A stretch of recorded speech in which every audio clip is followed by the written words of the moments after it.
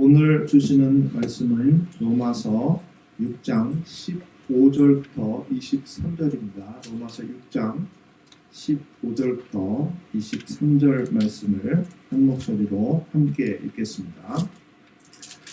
그런즉 어찌하리요? 우리가 법 아래에 있지 아니하고 은혜 아래에 있으니 죄를 지으리요? 그럴 수 없느니라. 너희 자신을 종으로 내주어 누구에게 순종하든지 그 순종함을 받는 자의 종이 되는 줄을 너희가 알지 못하느냐? 혹은 죄의 종으로 사망에 이르고 혹은 순종의 종으로 의에 이르느니라. 하나님께 감사하리로다. 너희가 본래 죄의 종이더니 너희에게 정하여 준 바 교훈의 본을 마음으로 순종하여 죄로부터 해방되어 의에게 종이 되었느니라. 너희 육신이 연약함으로 내가 사람의 예대로 말하노니 전에 너희가 너희 지체를 부정과 불법에 내주어 불법에 이르는 것 같이 이제는 너희 지체를 의에게 종으로 내주어 거룩함에 이르라. 너희가 죄의 종이 되었을 때에는 의에 대하여 자유로웠느니라. 너희가 그때에 무슨 열매를 얻었느냐? 이제는 너희가 그 일을 부끄러워하나니 이는 그 마지막이 사망이니라. 그러나 이제는 너희가 죄로부터 해방되고 하나님께 종이 되어 거룩함에 이르는 열매를 맺었으니 그 마지막은 영생이라.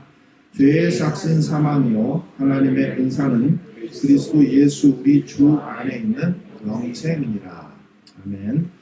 주변에 계신 분들과 잠깐 인사 나누고 함께 말씀을 나누겠습니다. 좌우를 돌아보시면서 인사 나눠주시기 바랍니다. 지난 주주 출타하시는 분들 계셔서 함께 이렇게 만나 뵙게 되었습니다. 반갑습니다. 어젯밤에 한국에 있는 친구 목사들로부터 비디오 톡으로 카톡이 왔습니다. 거기 몇 시냐 이렇게 물어서 제가 시계를 보니 한 10시 43분쯤 됐습니다. 10시 43분이야 이렇게 얘기를 했더니 설교 준비에 바쁘겠네. 우리는 예배 다 마치고 부부 동반으로 모여서 곧 밥 먹을 거야. 이렇게 약 올리는 것도 아니고 이렇게 얘기를 했습니다. 근 20년 만에 보는 친구도 있어 너무 반가웠고 또 한 친구는 지방에서 사역하는데 올라오고 있다고 했지만 결국 통화가 끝날 때까지 보지 못해서 너무 아쉬웠습니다. 각자의 모습이 너무 많이 변해 있었습니다. 사모님들도 가장 나이 차이가 나는 그 사모님이 제 제자였는데요. 제 친구와 결혼했습니다. 12살 이상 차이가 났는데 사모님도 주름이 자글자글하고 이제는 제법 중년의 티가 나는 것을 느끼면서 세월이 이렇게 우리를 변화시켰구나 라는 생각도 했고 또 동시에 27번 해가 바뀌었는데 친구라는 관계는 이렇게 여전히 변함이 없구나. 과거에 신학대학원에서 처음 만났던 그 시절 생각이 나고 그 시절에 이야기를 하면서 세월의 무색함도 동시에 느꼈습니다. 제가 오늘 설교 서두에 여기 크리스마스 플라워라고 불리는 포인세티아에 대해서 말씀을 드리려고 했는데 변화된 것과 변화되지 않는 것에 대해서 이야기할 때 이 친구 이야기도 그리 나쁜 것 같지 않아서 잠시 친구들과 통화한 이야기를 말씀드렸습니다. 그래도 때가 때이니만큼 이 포인세티아에 대해서 잠시 한번 말씀을 드려보겠습니다. 원산지는 멕시코이고 꽃말은 행복 또는 축복입니다. 이곳은 그 외에도 제 마음은 불타고 있어요 라는 꽃말을 가지고 있다고 합니다. 성탄 선물을 준비하지 못한 한 가난한 멕시코 소녀가 길가에 피어있는 이 꽃을 하나를 꺾어 정성스럽게 교회에 바쳤는데 그때 잎이 붉게 변화되었다라는 그 오랜 이야기 때문에 이런 이름이 붙었습니다. 이 꽃은 크리스마스 시즌에 많이 볼 수 있어서 크리스마스 플라워라고 불리기도 하지만 미국에 들여온 사람이 초대 멕시코 대사였던 조얼 리처드 포인세트였는데 그 사람의 이름을 따서 포인세티아라고 부르고 있습니다. 근데 이곳이 붉게 변한 이유가 있는데 이것이 그 옛날 이야기에서 되어진 것처럼은 아니고 그 원인은 다른 데 있습니다. 저희 집에 작년에 받은 그 포인세티아가 아직도 있는데요. 잎이 굵지 않고 다 초록색입니다. 그래서 이상하다고 해서 언젠가 한번 찾아봤는데 포인세티아 잎이 붉게 되기 위해서 그렇게 만들어내는 것인데 그렇게 되기 위해서는 40일에서 50일 동안 하루 12시간 이상을 빛을 보지 않도록 차단한다는 것입니다. 그래야 색이 이파리의 색이 붉게 변한다고 하는데 그렇게 본다면 한 가난한 멕시코 소녀 이야기도 전혀 엉뚱한 것은 아니다 이런 생각이 들었습니다. 어쨌든 그 꽃의 붉은 쪽은 잎이 변해서 된 것이고 그렇지 않은 쪽은 아마도 그 이후에 새로 생겨난 변화되지 않은 부분일 가능성이 많기 때문이죠. 본문의 주된 내용이 변화에 대한 것입니다. 우리가 신분적으로 죄인에서 의인이 되었고 또 더 이상 세상에 속한 사람이 아니라 하나님 나라에 속해 살아가는 사람들이기 때문에 우리의 삶에 반드시 변화가 나타나야 한다. 이런 말이죠. 이런 내용입니다. 그런데 친구 관계와 이 폰세티아 이야기에서도 알 수 있듯이 우리 안에는 이렇게 변화된 부분도 있지만 변화되지 않은 부분도 여전히 있습니다. 그래서 우리는 그 사이를 왔다 갔다 하면서 때로는 고민에 빠지기도 하고 때로는 스스로에게 실망하기도 하고 때로는 실망의 정도를 넘어서 절망에 이르기도 합니다. 마치 우리가 미국에 살고 있지만 한국 밥 먹고 한국말 하고 한국 드라마 보고 한국 영화 보고 한국 음악을 듣는 것처럼 믿음의 사람으로 어떤 때는 믿음이 있는 것 같다가도 또 어떤 때는 전혀 믿음이 없는 것처럼 생각하고 행동하기 때문에 스스로도 자신의 정체성을 혼동하고 또한 그럴 때마다 우리 자신을 변호하고 합리화하려는 노력을 하게 되는 것입니다. 본문이 바로 그런 배경 아래서 이런 질문을 우리에게 던집니다. 그런즉 어찌하리요? 우리가 법 아래에 있지 아니하고 은혜 아래에 있으니 죄를 지으리요. 우리가 이미 죄인이 아닌데 의인인데 여전히 죄를 짓고 있는데 은혜가 모든 것을 해결해 준다고 하니 죄 짓는 것이 아무렇지도 않은 것 아니냐? 본문 15절이 그렇게 묻고 있죠. 이 질문은 이미 로마서 6장이 시작될 때 첫 구절에서 바울이 물었었습니다. 그런즉 우리가 무슨 말을 하리요? 은혜에 더하려고 죄에 더하겠느냐? 자신의 죄, 곧 변하지 않는 옛사람의 모습을 정당화하기 위한 유대인들의 말에 대해서 바울이 그들에게 되묻고 있는 것입니다. 은혜 안에 있으면서 여전히 죄 가운데 있는 것, 은혜를 핑계로 더욱 죄 지으며 죄를 합리화하는 것이 과연 정당한가? 이렇게 묻고 있는 것이죠. 그리고 이 질문에 대해서 바울이 단언합니다. 다시 15절로 돌아와서 마지막 부분을 보시면 그럴 수 없느니라. 어떤 경우에도 죄는 합리화될 수 없다. 정당화될 수 없다. 이것이 바울의 대답이었습니다. 왜 그런가? 왜 그런가?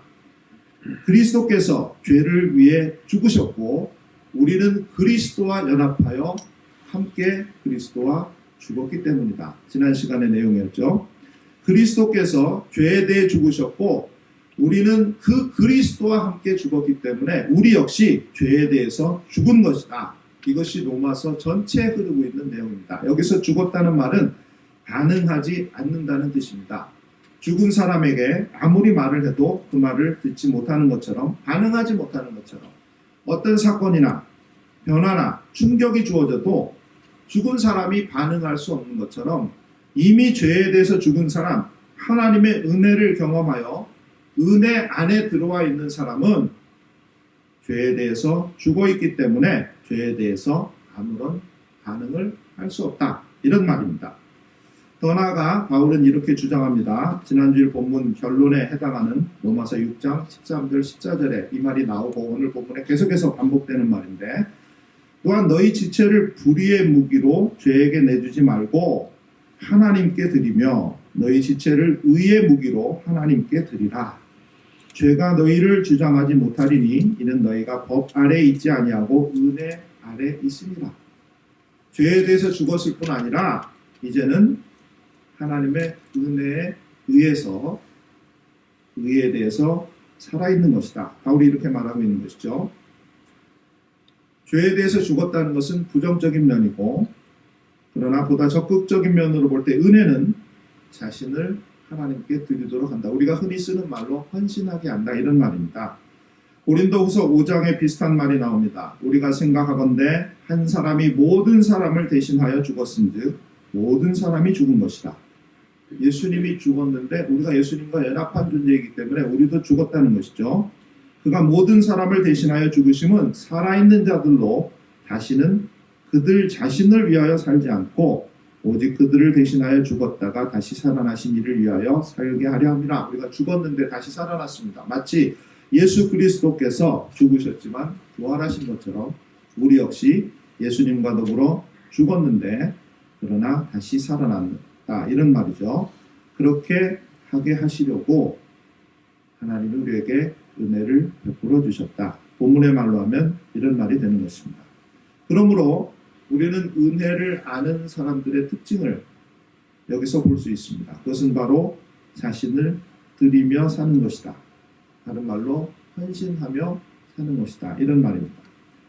여전히 죄 가운데 살면서 매번 용서를 구하고 또다시 죄 가운데 들어가 살아가는 것이 아니라, 우리가 은혜를 안다면, 정말로 은혜를 안다면 그러한 가운데서도 날마다 하나님께 가까이 나가 우리 자신을 드리고 몸과 마음을 드리면서 하나님의 마음이 내 마음이 되고 내 뜻이 되어지도록 우리 안에 하나님의 형상이 회복되고 그로 인해 우리의 삶의 변화가 나타날 수 있도록 그렇게 살아간다는 것이죠.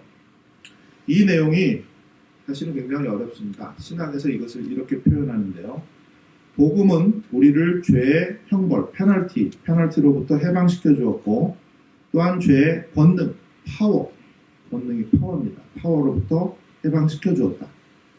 단지 우리가 죄에서 벗어나 구원받은 것이 아니라 이제는 우리에게 죄가 영향력을 미칠 수 없는 상태가 되었기 때문에 더 이상 죄인으로 살지 않고 하나님께 속한 사람으로 살아간다, 이런 뜻인데, 이것이 말로는 이렇게 표현하기가 쉽지만 이해하기가 어렵습니다. 특히 이렇게 살아가는 것은 굉장히 어렵습니다.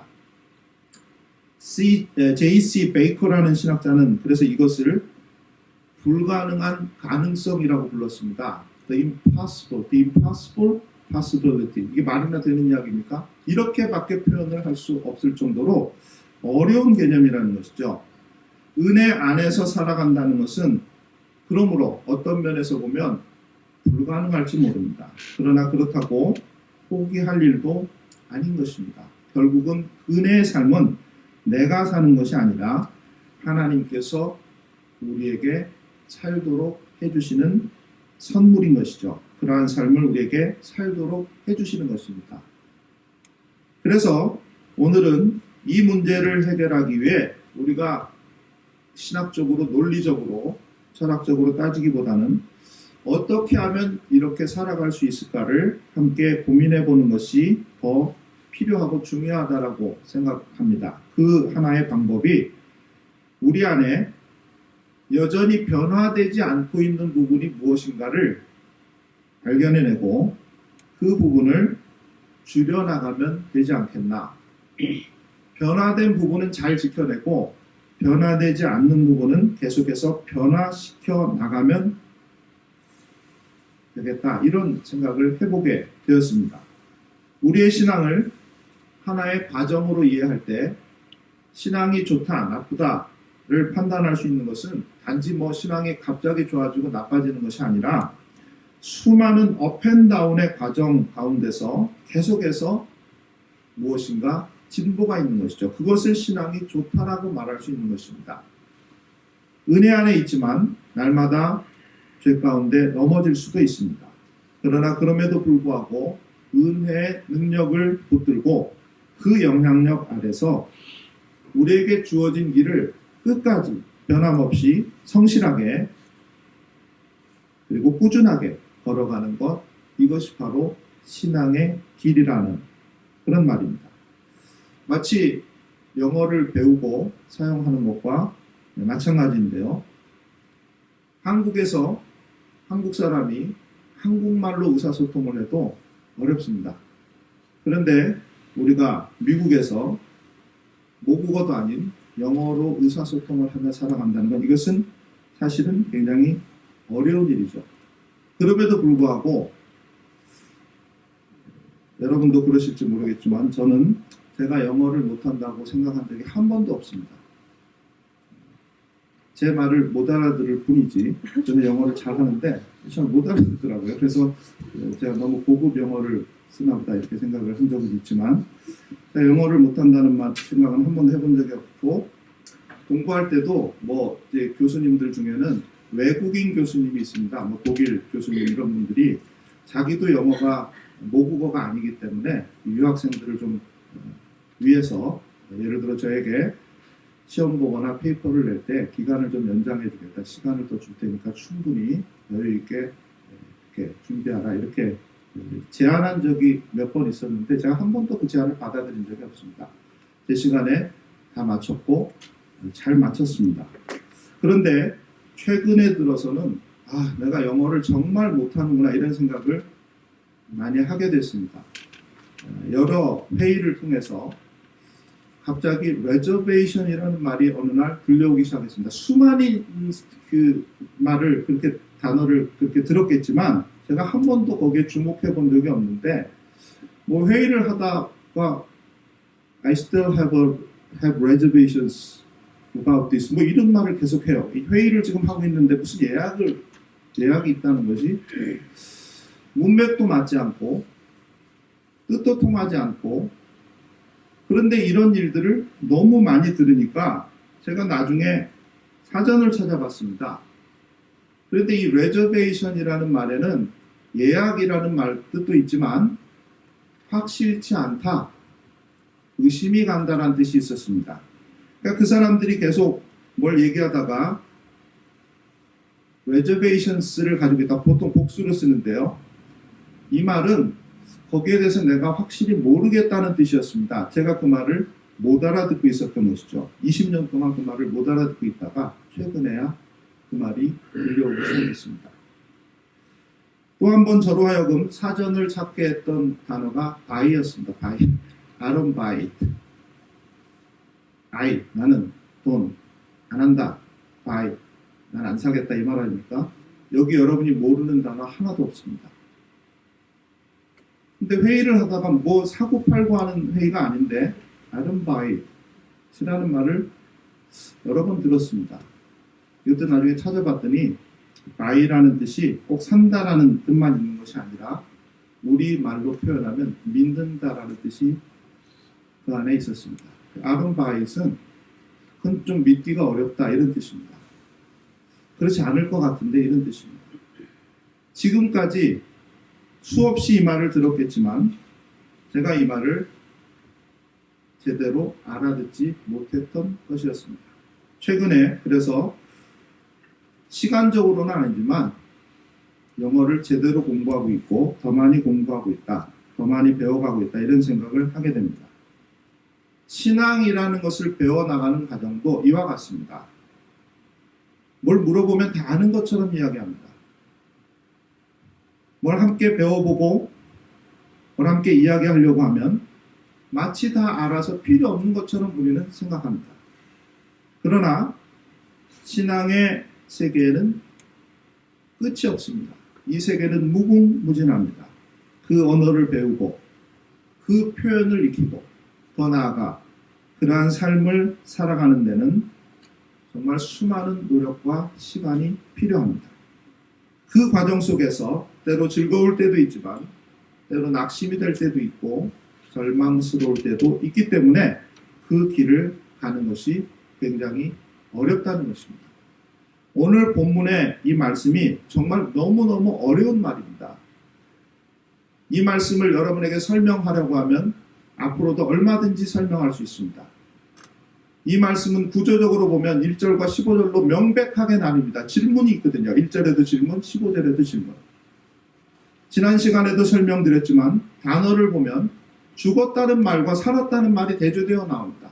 내용적으로는 너무나 간단하지만 이것을 우리가 이해하고 이대로 살아가는 데에는 더더욱 어려움이 있습니다. 어제 친구들과의 대화 가운데 제가 생략한 이야기가 있습니다. 설교 준비하느라 한창 바쁘겠네. 우리는 다 끝나고 부부동반으로 같이 만나서 곧 저녁 먹으려고 이 다음에 제가 설교 준비는 다 했는데 그냥 책상에 앉아 있어. 좀 이해가 안 되네. 너무 어렵네.